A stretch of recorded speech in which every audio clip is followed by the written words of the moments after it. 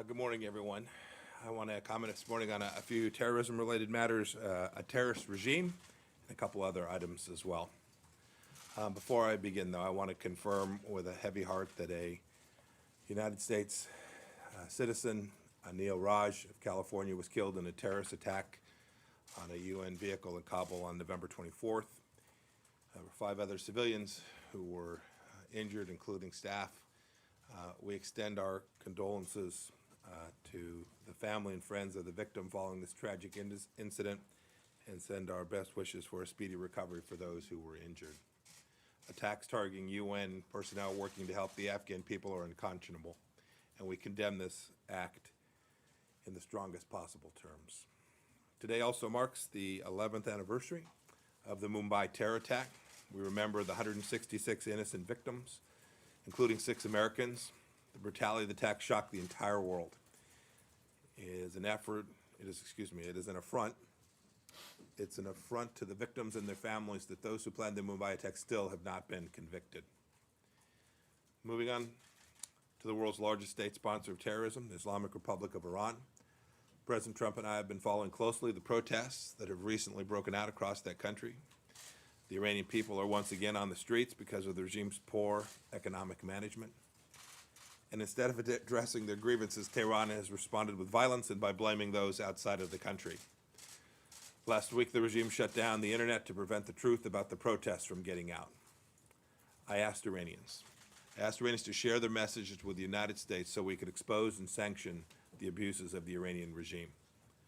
We've received to date nearly 20,000 messages, videos, pictures, notes of the regime's abuses through Telegram messaging services. I hope they will continue to be sent to us. We will continue to sanction Iranian officials who are responsible for these human rights abuses, just like we did last week to Iran's Minister of Communications. The Iranian regime also continues to export cruelty outside its own borders. Last week, an Iranian dissident, Masoud Malvi, was assassinated in Istanbul after he defected to Turkey from Iran. The killing of Mr. Malvi is yet another tragic example in a long string of suspected Iran-backed assassination attempts outside of Iranian soil. The regime's brutality and immorality know no international boundaries. To the courageous people of Iran who refuse to stay silent about 40 years of abuse by the ruling regime, I say simply this: the United States hears you, we support you, and we will continue to stand with you in your struggle for a brighter future for your people and for your great nation. As part of our long-standing strategic partnership with Egypt, we continue to raise the fundamental importance of respect for human rights, universal freedoms, and the need for a robust civil society. We call on the Egyptian government to respect freedom of the press and to release journalists detained in a raid last weekend. Turning to the Chinese Communist Party.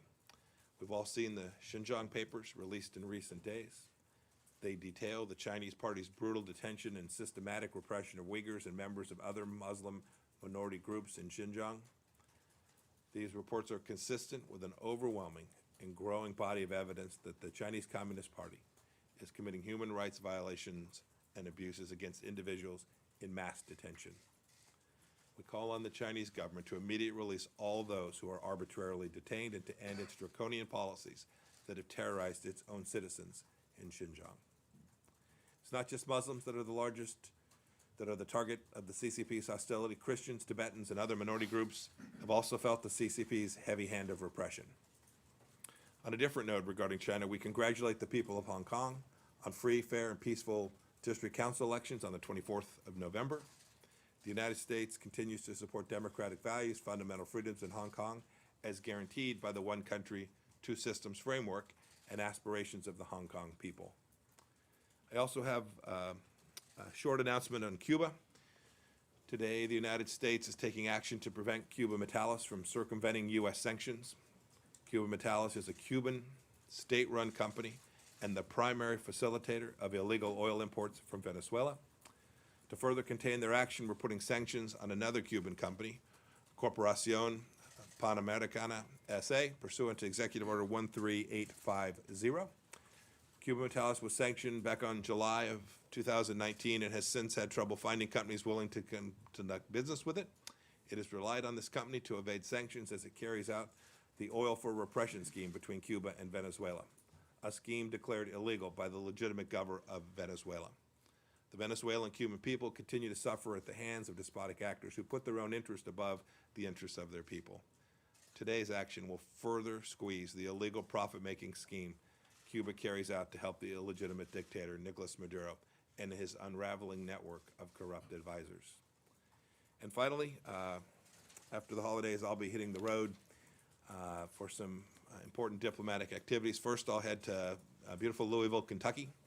The University of Louisville will host me for remarks at the McConnell Distinguished Speaker Series, and I'll share some thoughts on what the Trump administration is continuing to do here in the Western Hemisphere to protect the American people.